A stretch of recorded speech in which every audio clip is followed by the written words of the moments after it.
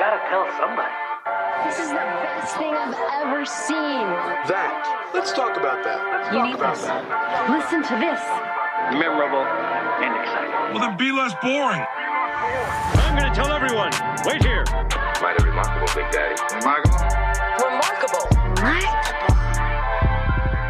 Welcome to Remarkable, a podcast for B2B marketers that deconstructs the most iconic moments in film, television, pop culture, and advertising for a single purpose: to give you, the B2B marketer, the same storytelling techniques that the pros use. In each episode, you will learn techniques from Hollywood, Pixar, Marvel, and beyond, from Spielberg's hands to yours, bringing remarkable content ideas to you every single week. I'm Ian Faison, CEO of Caspian Studios. This is Remarkable. This week, we're talking about B2B marketing lessons from TeamLab with the help of special guest, SVP of Marketing at Sigma Computing.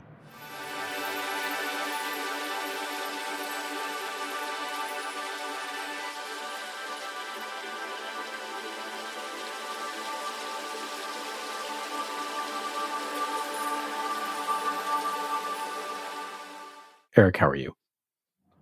I'm doing great. How are you doing? Excited to have you on the show. Excited to chat marketing, chat TeamLab. And I think you're the first patent holder that we've had on the show, but I could be wrong because we haven't purposely asked everyone that. But truly you are singular, one of one. Right. Except there are 3 patents. Well, there you go. Yeah. So cool. You know what they say: if something's so nice, I paid for it thrice, I believe is the saying. Yeah, I always preface it with, this is going to sound like a flex, but love it. I do have a patent in that. And I have a patent holder on my show, which is the next best thing. Yep. So we're going to get into why you chose TeamLab, but we got to start with that. What? Tell me about the patent. Interesting. The patent, I will confess, it was the ideas around what to do were from me, but my colleague Nadan Thor and Jere Elenius at Palo Alto Networks, along with Renee Bonvany, are all on the patent. So we built a engine to do predicted next best action recommendations in buying teams, or demand units, as some folks call them. So this engine would identify the pattern of engagement across different personas and title segments as deals progressed, and then find lookalike deals and suggest things that we could do to accelerate those deals based on a previous deal. So it was a predictive next best action. It's a little difficult to explain it in simple terms. But it's almost like you're doing a shopping cart for B2B. And it was an engine that was predicting how to fix the abandoned shopping cart, if that makes sense. Yeah, indeed. And well, it does make sense. I've also been able to look at it ahead of this, so maybe it makes more sense to me. But, most patents I feel like are pretty hard to understand conceptually, considering they're meant to be very broad in nature, as I understand it. Yeah, I think at the time when I was at Palo Alto Networks, this was one of those things that we could do as a team. And I'm not sure if it's a patent that will ever be used by Palo Alto Networks, but, it was fun to go through the process and learn all about that. Yeah, I've dug into it medium deeply as I was exploring it for other projects. And it's a really fascinating sort of space and process and all that. But yeah, talk about the best team building event ever, which brings us to our next topic. Why did you choose TeamLab to talk about today? Yeah, it's interesting because it doesn't seem like an obvious fit, but TeamLab, for those of you who don't know, is an artist consortium based out of Tokyo. And they build immersive experiences that run at different art galleries around the world. This is TeamLab Planets, a gigantic interactive art exhibit in Tokyo that makes you feel like you're Doctor Strange traveling through the multiverse. It's at this weird warehouse out in the middle of nowhere, and as soon as we got there, we were told to take off our shoes, given this weirdly specific warning that we should definitely have underwear on because of all the mirrored floors. I think they currently have 5 or 6 that are running. And they had one at the Asian Art Museum in San Francisco. And I went to it, not knowing that it was running. I just went to the Asian Art Museum, and I found it to be really engaging and almost mystical and magic. And, it was the perfect combination of data and the latest technologies assembled into one package that other people maybe haven't thought of yet. I sometimes think of the iPhone, how, all of that technology existed at Nokia and Microsoft, but no one thought to put it together. Mm-hmm. But what was cool about it is when you're walking through this, it's projecting all this imagery of fish and butterflies and all sorts of things. And then when you touched it, it reacted to you. And what I came to find out too is that it kept reacting to you. So days later, if I took some friends there and there were no longer any butterflies or fish, it completely morphed into something else. So you may never see the same thing twice, which I thought was really fascinating. So they're using AI, they're using interactions with your interaction with the data, and everyone in that installation is interacting with it. So it was just eye-opening and really fascinating exhibit. Yeah, I thought it was such a cool idea because we always talk about like how do you build immersive experiences in B2B and in technology, but really you're not truly ever building something that actually is that immersible, you know what I mean? Whereas this actually is. It is actually something that is 100% you are inside of the exhibit. Yeah, and we're potentially attempting to do something similar at the upcoming Snowflake Summit with one of our booth spaces. So, definitely inspired us creatively. And taking a step back, tell us about Sigma Computing and your role as SVP of Marketing. Yeah, so Sigma is the born in the cloud business intelligence, and I think for myself, who's worked extensively with data science, and I came up through marketing operations.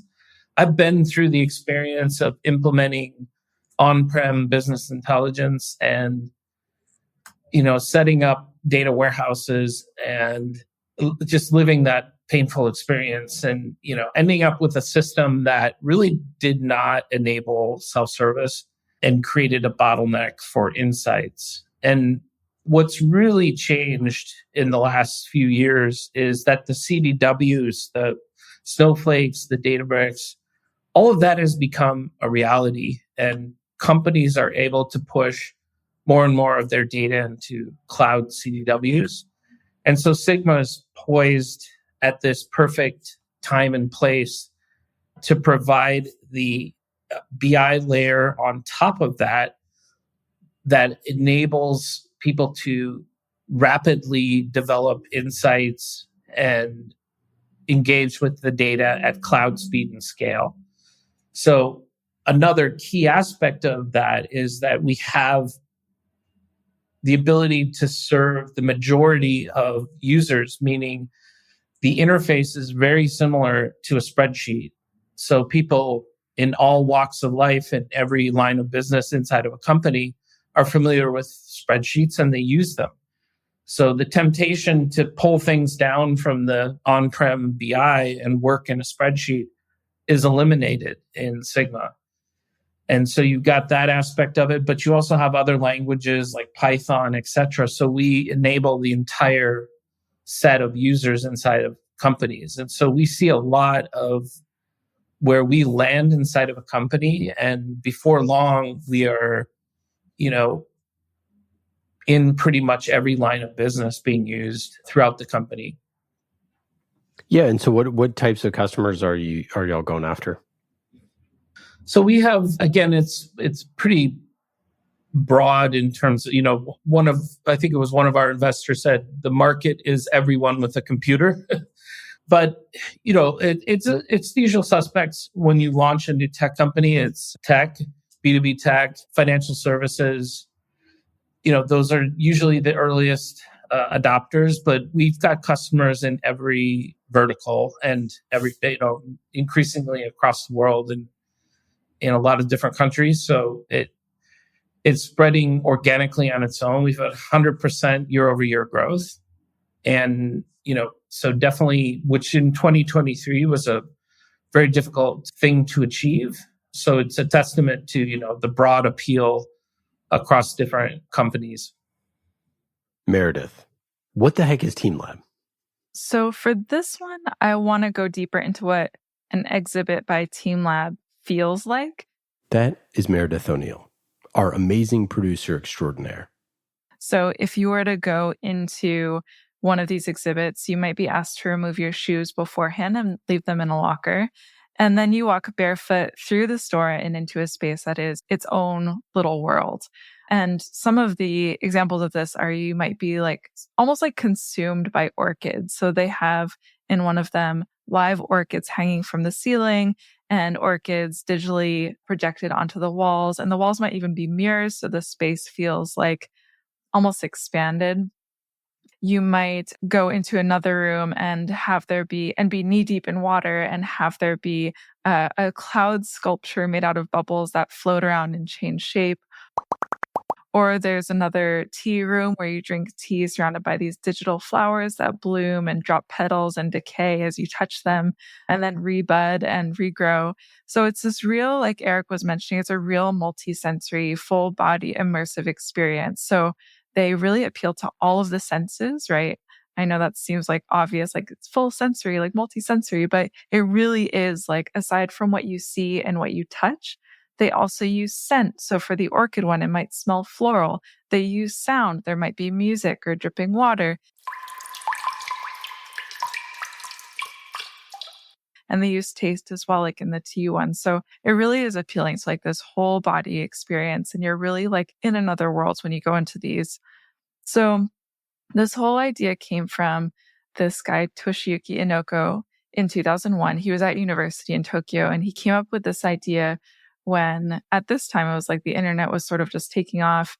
And he had this idea for digital expression and how that could really expand what you can do as an artist. So he started to get together people from all sort of realms of digital technology. So now he works with over 600 people in different fields. And so some are artists, programmers, engineers, animators, mathematicians, all sorts of different fields. And they call themselves Ultra-Technologists. And they say digital technology releases expression from substance and creates an existence with the possibility for transformation. And that sounds very lofty. But Indeed. Really what they're saying is art, if you think of traditional art, like paint on a canvas, once it's there and dried, your ability to experience it is kind of set.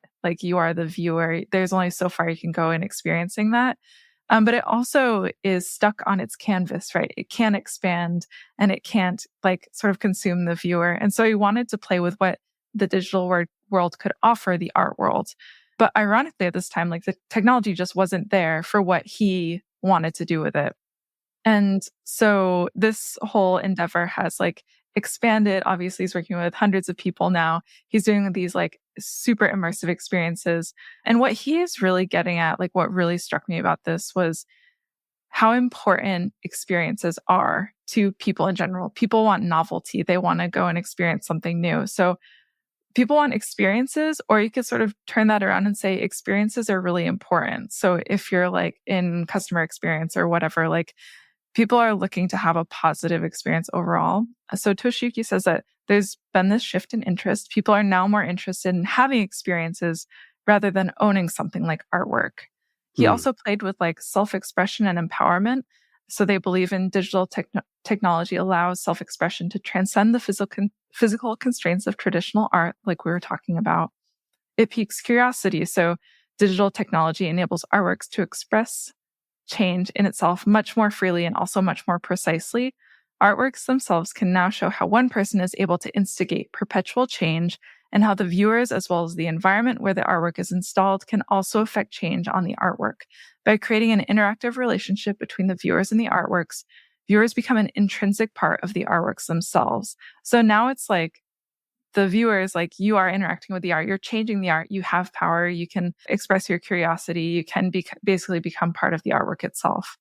But the other thing that was interesting was like, as people are interacting with the artwork, they're also looking at what other people are doing with the artwork. And so there's like this interchanging expression. So if someone is dancing and seeing what the fish do on the wall, like maybe someone else would try that too and see where that goes. But to go into like how this all works, like you could get into the weeds of like, there are all these programs doing such and such, but basically like motion sensors are tracking the viewer's movements. The image is created by a computer program that continuously renders the artwork in real time. So the interaction between people and the installation causes this continuous change in the artwork. So they say previous visual states can never be replicated and will never reoccur. Like when Erik brought his friends back to see the fish and the butterflies and they were no longer there. That's all part of the whole process of the changing installation. So I'm wondering, Erik, you said it had totally changed when you went back with your friends. Like what did it change to? Do you remember? And what was that like when you were like telling your friends, like, I swear butterflies and fish were here before and now they're not? Yeah, I do think actually it wasn't the same fish, but it was still, depending on the room, some elements, but it just wasn't the same as you saw in the demo where it was like a school of fish that reacted to touching it. There were more flowers the next time I went. So maybe the butterflies come back later. I don't know. But yeah, it was very cool. Unexpected that it would just keep changing like that based on the people in like you said, you're part of the experience. And I'm not the expert either. Like, I feel like you probably have a better understanding of how it works. Like, you could get like sort of a high level, like, this is how, it's all tracking your movements and everything. But maybe you had a better idea of that. Well, I was looking around trying to figure out the man behind the curtain kind of sort of say. Yeah. But I could not figure it out. But I do know, we have a team member, Pete Hawks, who worked on this kind of technology in a previous life. And the company I believe they worked on the original Minority Report and some of the visuals in there. And it's a similar thing. Like in the old days, I think they were just hacking like Xboxes and things, or Wii's. I think they're, the thing that you be able to dance to and all that. But I think the technology's evolved and, these TeamLab is obviously at the cutting edge, but I think like, there's other more commercial versions that aren't nearly as good, by the way, like the Van Gogh thing. It's a little bit like I call it the Santos Dumont phenomenon. It's what the rule is. Everybody's having the same idea at the same time. Oh, yeah. Mm-hmm. And Santos Dumont, for those of you, I lived in Brazil for a while. As far as Brazilians are concerned, Santos Dumont was the first one to fly an airplane. And he made a big show of it, flew around the Eiffel Tower. And for a few years, he was known as the person who, first in flight. And then it got proven that it was the Wright brothers. But if you ask French or Brazilian, they'll say Santos Dumont. But the main point of that story is that basically everyone's having the same idea at the same time at how to apply technologies, right? And the advancement and the capabilities that come into fruition, are things that everybody is experiencing and everyone's having similar ideas. But of course, TeamLab just took it to a different level. When we came across TeamLab, it seemed like they were the number one outfit in the world that were really, really pushing the boundaries. Mm-hmm. Yeah, absolutely. Yeah, the thing that sort of jumped out to me anytime I think about experiential stuff or experiential stuff, which is a mouthful, is like there's some things that you go that are experiences that are sort of comfortable, that it's going to be the same and you're different each time you go. So like Splash Mountain, right? It's like if you go to Splash Mountain, when I was a kid, it's the same. Well, it's not the exact same, but more or less it's the same. It's the drop, it's the water, it's, all that stuff. You get a photo at the end. And, like if I go with my son, it would be, we did it together, right?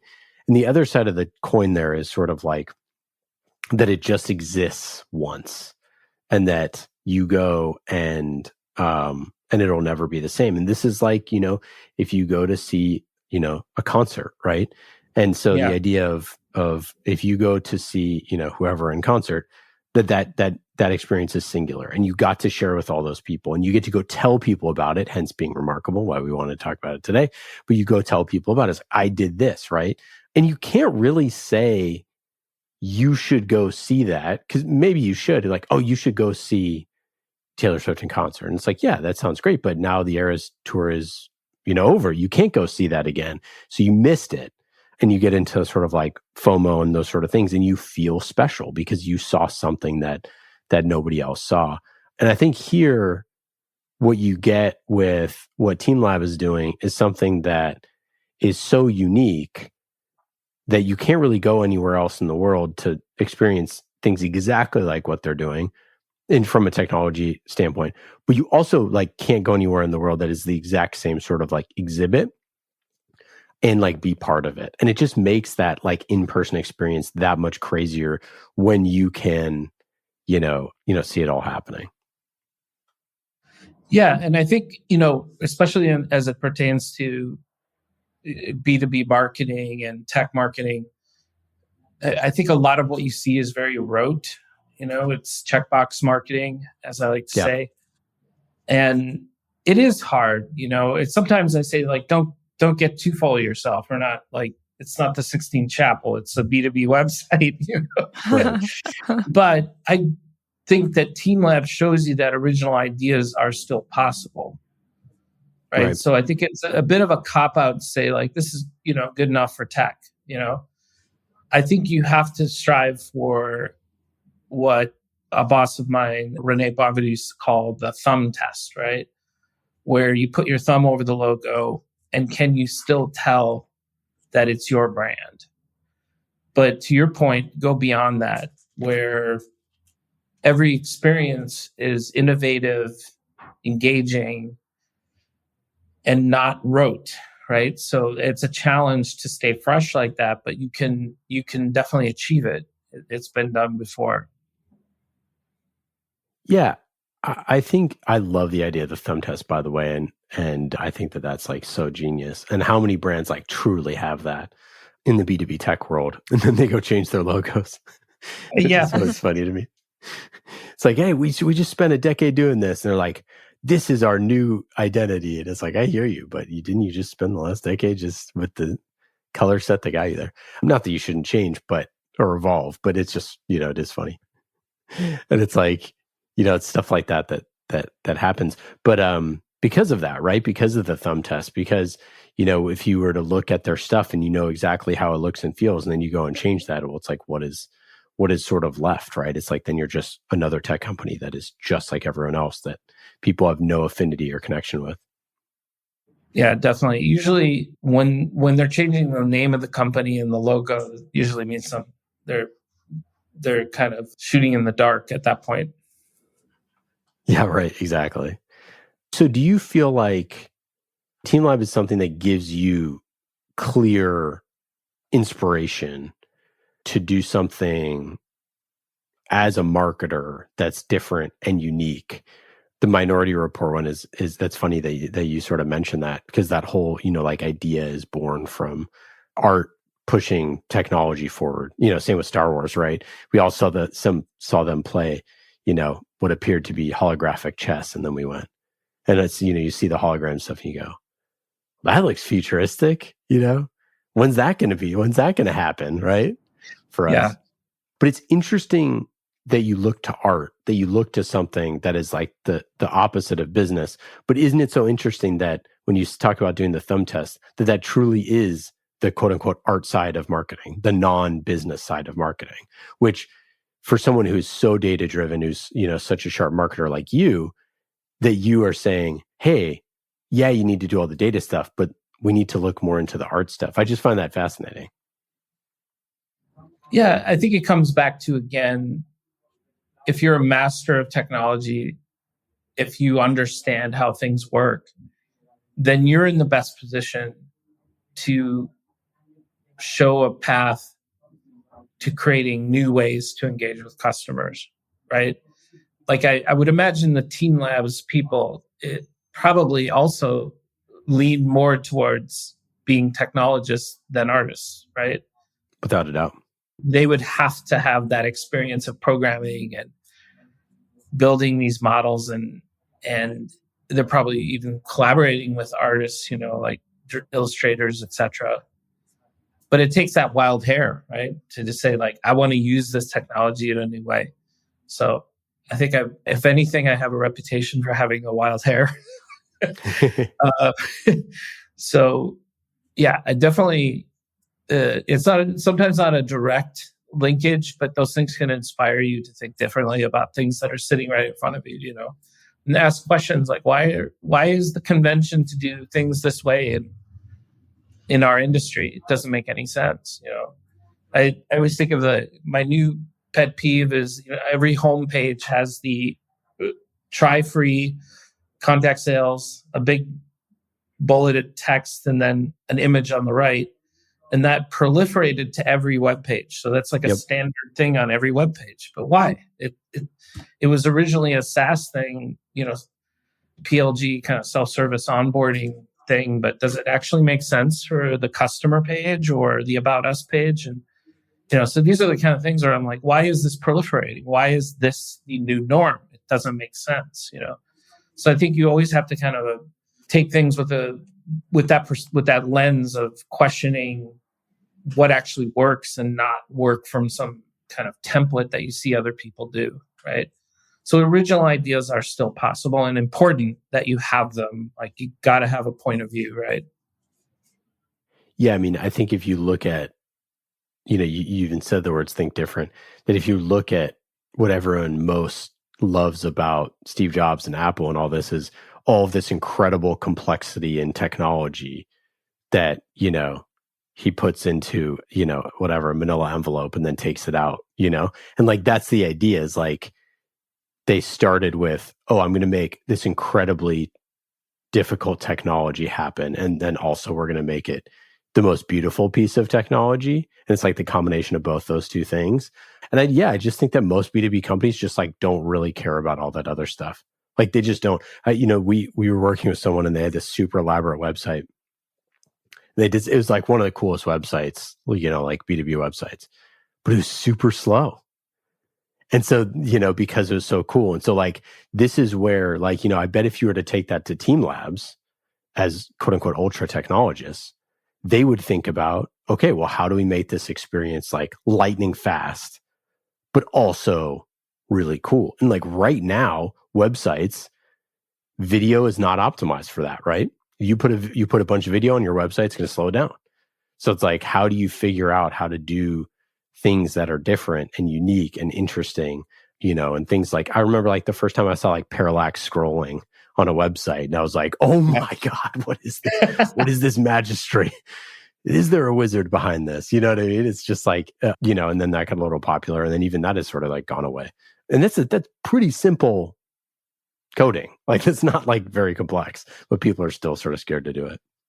Yeah, I remember my favorite example that I still bring up is New York Times had a story called The Avalanche at Tunnel Creek. You can Google it and find it.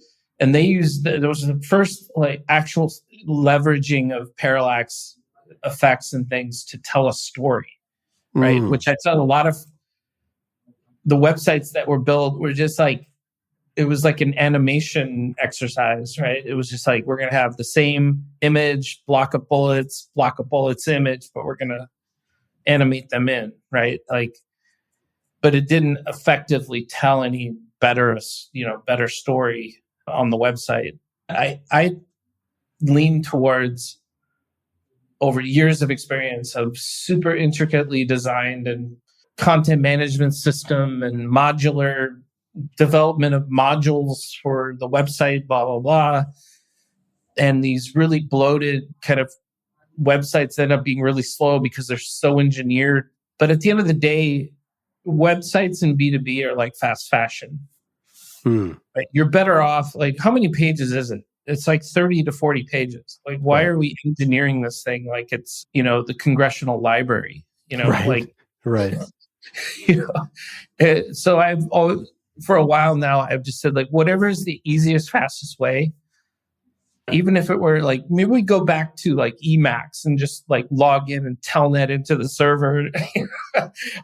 Just simplify the heck out of it and make it light, to your point, make it lightning fast, and just be prepared to let go of all of it in 6 months when it gets redone again, you know?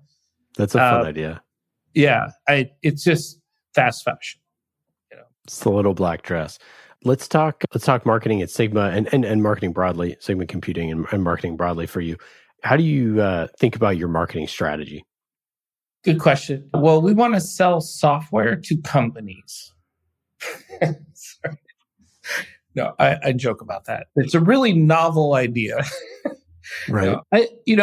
Probably my, modus operandi is thinking about things in micro segments, right? So the game is to, every channel works well when you first start, and then eventually that channel doesn't do as well. I think one of the examples is the first banner ad on Wired magazine in the mid 90s got an 85% click-through rate. Oh, that's funny. So you have, in order to kind of, to make email marketing and these other things perform well, they have to be more and more micro-targeted to the persona, the vertical, the use case for line of business. And then it also has to take into account the things that they've already engaged with, where they are in the funnel. And so it becomes this big matrix. I sometimes refer to it as battleship. If you think of like A is CFOs and 9 is, France as the country. Yep. French CEOs, what are we going to send them to read, watch, and attend each quarter? And if you start to do that, you realize that you have a pretty insurmountable amount of content you have to generate. So you have to start to pick your battles and learn which ones are the highest value segments to focus your energy on content generation. So you do that through testing, experimentation. I think with AI, there's possibility of scaling where you could actually generate all this content, but there's a ways to go because I feel like people don't want their marketing to hallucinate at this time. Yep. But we'll get there. And I think it'll be an aid to produce this content and to make testing a reality as opposed to a desired outcome that rarely is followed up on in marketing. Yeah, like to your point, it's like if you were making like a sales playbook for financial services, whatever, and AI is generating it, and one of the plays is like, I don't know, like, send your prospects oranges. And then so when Disney go, has anyone ever done that? It's like, oh, that's the AI said to do that. It's like, well, that's not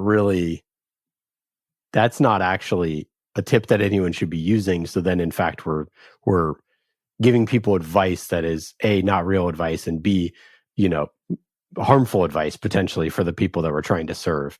And that's where you look at like that sort of thing where like, okay, well, that's A, it's in bad faith, but B, it's potentially extremely problematic. Not like saying that AI is going to be that forever, but the idea of, to your point, it's like you need to make sure that you're giving people things that are actually good information when you're creating content for them.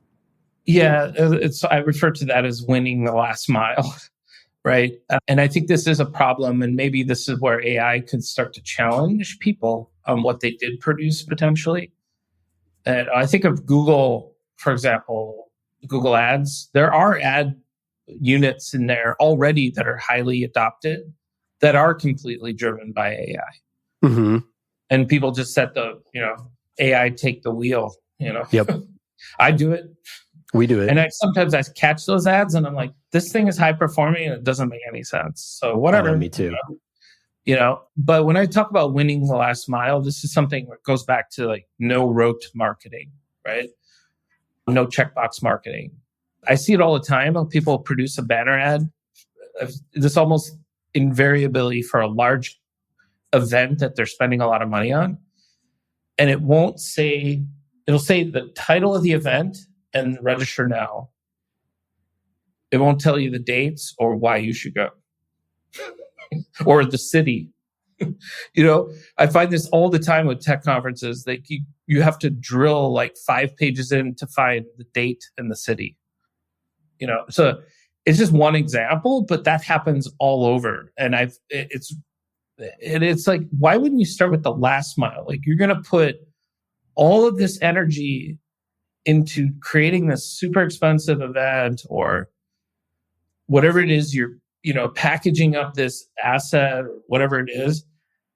And then the actual promotion of it is kind of like an afterthought that no one really pays attention to. And it ends up being very nonsensical and checkboxy. And so it doesn't make sense to me. So I always say, like, start with the last mile and work your way back. Because if you can't generate interest for this thing, then why are you producing it?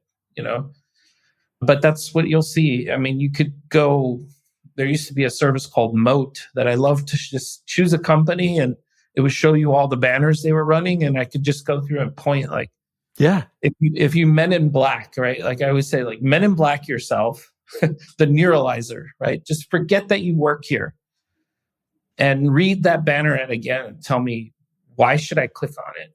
Yep. And that almost invariably, it's really surprisingly hard to keep that discipline. And I think there's certain people in tech, I think Bezos is one of them, where he just has this innate ability to see things from the customer perspective. Like he's the one that goes, well, why can't you just drop ship it back if you don't like it? Yep. Remove the friction. Most people would be like, well, because of the cost, but he would see that and go, yeah, but it's a flywheel, it's our mission statement or whatever. So it's hard for people to stay in that mindset and catch those glitches, right? I used to use Moat all the time. Yeah, I love Moat. They killed it. Yeah, I don't know what even happened. I don't even know why I stopped using it. That's funny. Maybe that's why. But yeah, no, I used to do that. I used to do that stuff all the time too. And I don't know why we were doing that, but I was doing that a ton and just looking at different things and just thinking, like, to me, ads are really simple, where you need to clearly say who this is for or who someone wants to be, right? It's like, hey, this is for someone that, exactly for this, like, hyper specific persona, or this is for the person of the future that person, wishes they could become someday.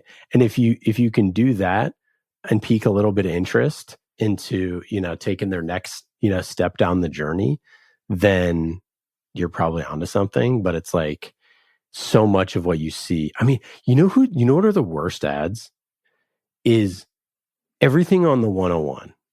Like, everything on, like, the billboards are the worst ones. I'm like, y'all, you have 1 second to tell me your message. How do you have more than 5 words? What are you doing? Yeah, and then it's in a font like where you can't read it. Yeah, like it's sans serif? Or a font color, like it's blue with a blue sky behind it, or something so like that. Or green and red, or I've seen like all sorts of atrocities on 101. Yeah. Yeah. And nothing you can do to like separate somebody from their VC money, right? Yeah, indeed, right. I know. So I'm debating, because the business thrillers that we're doing right now, our fiction series that we do, are relatively cheap comparatively and to create, and they have like really big results. And I was talking to someone, and their budget for the next 3 years for outdoor for one billboard on 101 is $4 million. And I was like, I could create like an entire world's worth of a fictional universe for your budget that would get probably 100 million listeners over the course of the next 4 years. And I'm like, why just to change the ad, it costs $125,000 to change the ad. Yeah, I do think there's a place for it. I think out of home can be powerful if you know what you're doing, but it's very tough to stand out in that crowd. I'm not to say it's a bad idea or that it's not providing ROI for that company or anything like that. I just think for a B2B tech company, like that message has to be so good that you have to be saying something on there, right? It's like, to put it into perspective, if that billboard, it's not a Salesforce billboard, although they probably spend the same amount on all this stuff. If that billboard said, Bruno Mars will be at Dreamforce 2024, I think that's probably a good use of money because you're like, oh shoot, I didn't know Bruno was going to be at Dreamforce. I should buy my ticket because that matters to me or whatever. Like, but stuff doesn't say that.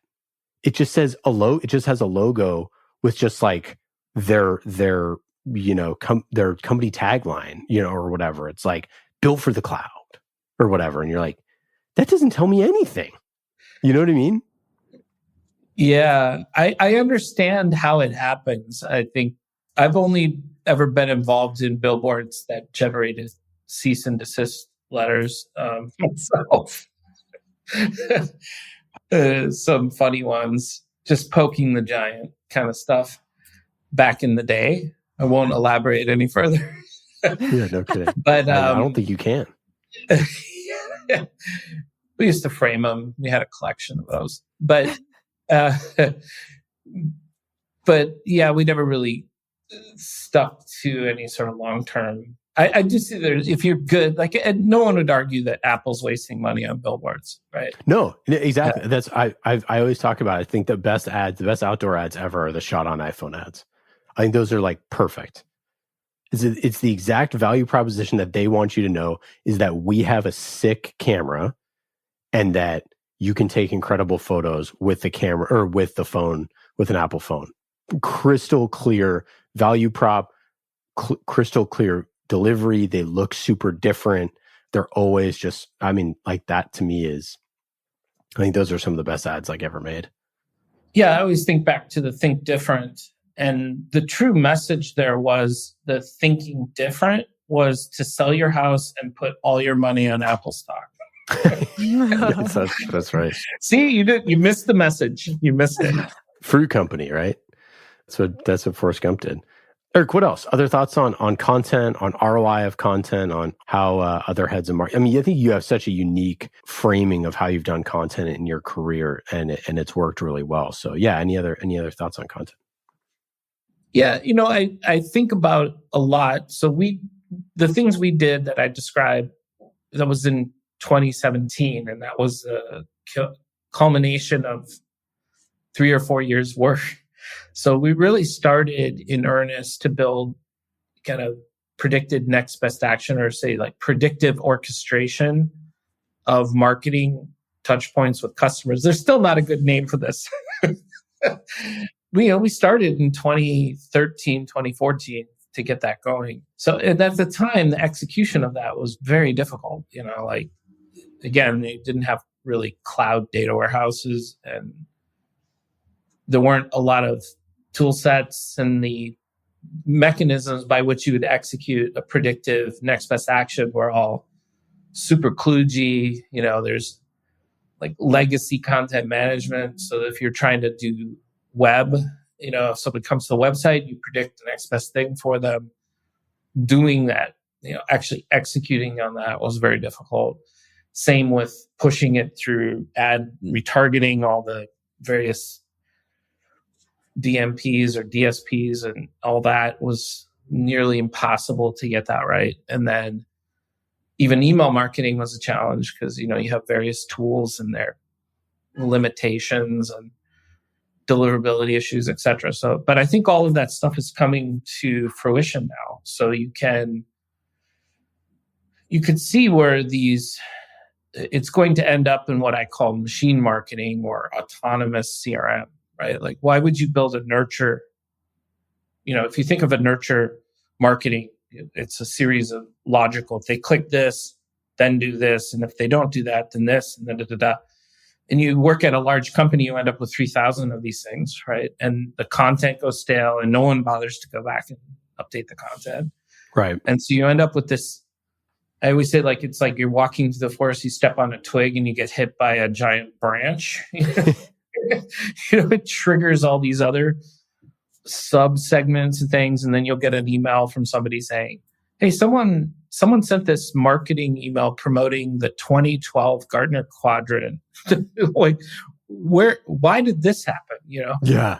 So I think what's going to emerge is autonomous CRM or machine marketing, where those decisions that, like we were talking about with TeamLab, how it's an infinite journey and it's how the person is reacting with it. There's sunflowers growing out of my head, isn't there?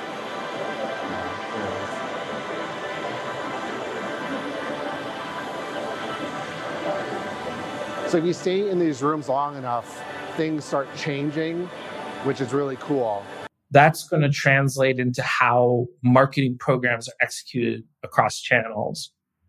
So people will have their own experience that's going to be managed by AI. Now, the actual content touch points, I believe, are still going to be curated, but potentially the machine is going to tell the marketer what touch points they need the most for the current audience in order to keep them moving to, closed won, which is the ultimate goal, right? Yeah. Yeah. I really wonder how much more it will get like Netflix to have that type of experience. I always think of sort of, my son's favorite color is orange. If he clicks something that's orange on my phone, and then all of a sudden every single t-shirt that someone wants to sell me is an orange t-shirt, I'm like, nah, that was my kid who touched the phone. That wasn't me, But I do wonder how much more of that stuff will be able to be curated and then have with a human element layered over it to say like, hey, by the way, even though the machines did XYZ and did this, and it served up this piece of content from 2012, which is actually relevant for today.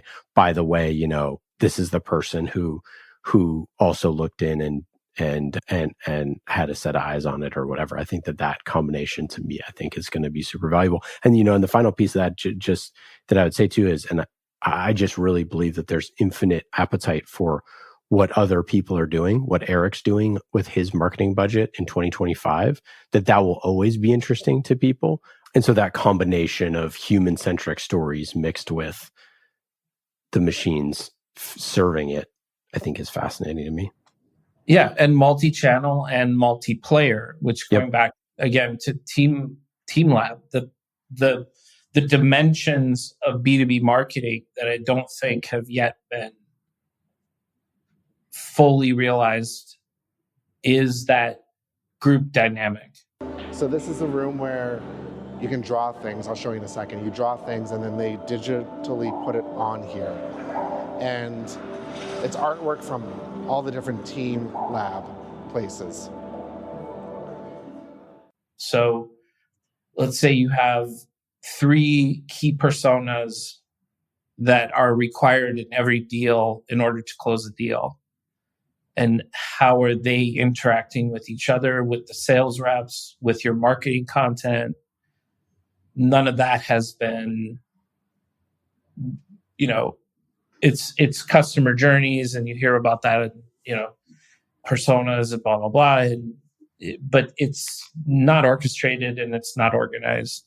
Not unless somebody is like, OCD and like, you might have some quant on your team who's micromanaging every interaction, but I doubt it.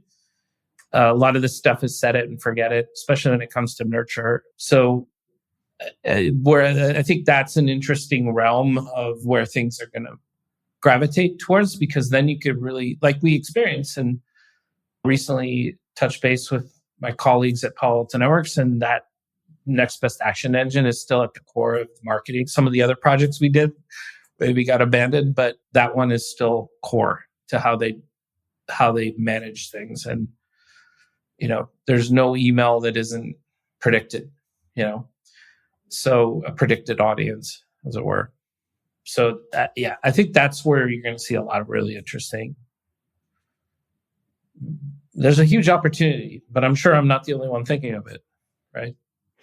Yeah, I know the persona stuff to me is just so fascinating that it's like, I think in however many years or maybe months or whatever, when you could just say, oh, my database of 20,000 people, And if Jane Doe switches from an HR team into finance, that automatically the AI knows that, oh, she changed her LinkedIn. Now she's in finance. Now she should be in a different persona or get totally different content. You're just like, that is the future, right? Or they change roles, which are solutions that are kind of doing that isolated tactics. But you have the leave behind of like, who's your champion now that person left? Yep. How could you drive them to become a champion? Are you doing that at scale? So what if your rep also left and all the knowledge of that account is gone? Yep. So it's blatantly, obvious to me, but it's sometimes hard to describe that in a way that's simple for people to contribute to. So I think that's where, again, the onboarding of these micro-segment needs. I used to call them Tamagotchis, to try to simplify it for people. Like, here's your Tamagotchi, just feed it and keep it alive, right? It's CFOs in France.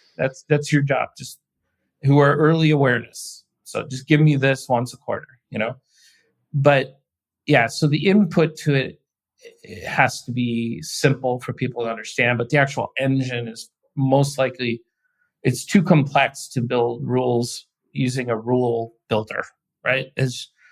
You'll never achieve it. So I think that's a prime area for AI. Erik, it has been wonderful chatting with you today. For listeners, go check out Sigma Computing. We'll link it up in the show notes. Super cool company, obviously at the cutting edge, and the fastest growing born in the cloud analytics company. Pretty freaking crazy. Erik, any final thoughts? Anything to plug? Yeah, no, just visit our website, sigmacomputing.com. We have a couple of fun things coming out in early May. We have a big product launch. We have some light boards, which are fun videos that are coming out in the near future. And you can see those on our social channel, our YouTube. And I would say, look for us at the Snowflake Summit and Databricks Summits that are coming up this summer. And check out the software if you're a data analyst or you're a data engineer or work in marketing or sales or RevOps or finance. Check out our website because I think you'd be impressed by what you see there. Awesome. Thanks so much, Erik, and take care. Yeah, thank you. Well, that's it for today. I hope you got some good ideas for your B2B content. Thank you for listening to Remarkable. I'm Ian Faison, CEO of Caspian Studios. Remarkable is created by the team at Caspian Studios, B2B podcast as a service. Caspian also creates fiction series for B2B companies, so if you want a business thriller, you can learn more at caspianstudios.com. Hollywood-style storytelling for B2B. And in today's episode, you heard from myself, Ian Faison, and Meredith O'Neill, senior producer here at Caspian Studios. Remarkable was produced this week by Meredith O'Neill, mixed by Scott Goodrich, and our theme song is Solomon by Falak. Be remarkable and rise above the noise.